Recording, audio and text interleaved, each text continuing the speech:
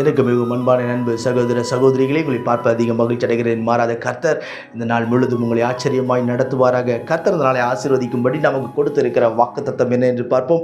அது ரோமர் 12வது அதிகாரம் 11வது வசனம். அசதியாயிராமல் ஜாக்கிரதையாய் இருங்கள் என்று கர்த்தர் சொல்லுகிறார். அசதியாயிராமல் ஜாக்கிரதையாய் இருங்கள் என்று கர்த்தர் சொல்லுகிறார். இன்றைக்கு சில நேரங்களில் ஜாக்கிரதையாய் இருக்க வேண்டிய சில நேரங்களில் நாம் ஜாக்கிரதையை இழந்து நிற்கிறோம். பிரியமானவர்களே, இன்றைக்கு கர்த்தர் சொல்லுகிறார், உன்னுடைய வேலையில் நீ ஜாக்கிரதையாயிரு, உன்னுடைய பேச்சில் நீ ஜாக்கிரதையாயிரு, உன்னுடைய செயலில் நீ ஜாக்கிரதையாயிரு, உன்னுடைய ஊழியத்தில் நீ ஜாக்கிரதையாயிரு, நீ சம்பாதிக்கிற சம்பாதியத்தில் ஜாக்கிரதையாயிரு, நீ பேசுகிற நபரத்தில் ஜாக்கிரதையாய் பேசு என்று நம்முடைய ஒவ்வொரு காரியத்திலும் கர்த்தர் ஜாக்கிரதையை விரும்புகிறார். இன்றைக்கி என்ன ஏனோ தானோ வாய்க்கு வந்ததெல்லாம் பேசிட்டு தெரியாமல் பேசிட்டேன் பிரதர், தெரியாமல் பண்ணிட்டேன் பிரதர் சொல்லி அழகாக ஒரு காரணத்தை சொல்லிட்டு போயிட்டே இருப்பாங்க.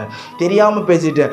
ஏற இன்னும் சிலர் இருக்காங்க, அவங்க எப்படின்னா ஜோக்கு தானே சொன்னேன், சொல்கிறதெல்லாம் சொல்லிவிடுவான், எல்லாத்தையும் சொல்லிவிடுவான், என்னென்னலாம் சொல்லக்கூடாதோ அத்தனையும் சொல்லிட்டு சொல்கிறத ஜோக்கு தானே சொன்னேன், நான் விளையாட்டுக்கு தானே சொன்னேன், நான் கிண்டலாக தானே சொன்னேன். என் அன்புக்குரியவர்களே, கர்த்தர் விரும்புகிற காரியம் என்ன தெரியுமா? உன்னுடைய வாழ்க்கையில் ஒரு ஜாக்கிரதை இருக்க வேண்டும்.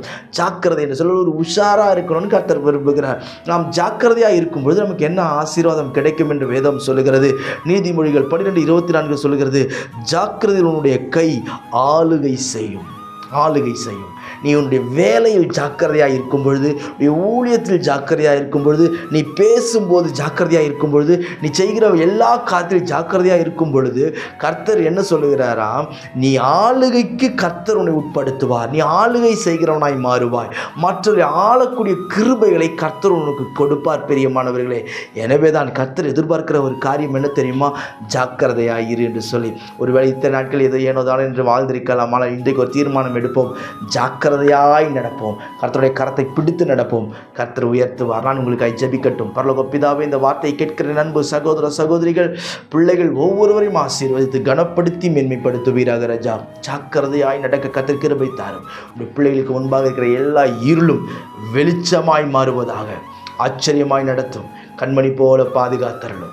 இன்றைக்கும் கர்த்தாவே, உடைய கிருபை கர்த்தரை வெளிப்படுத்துவீராக.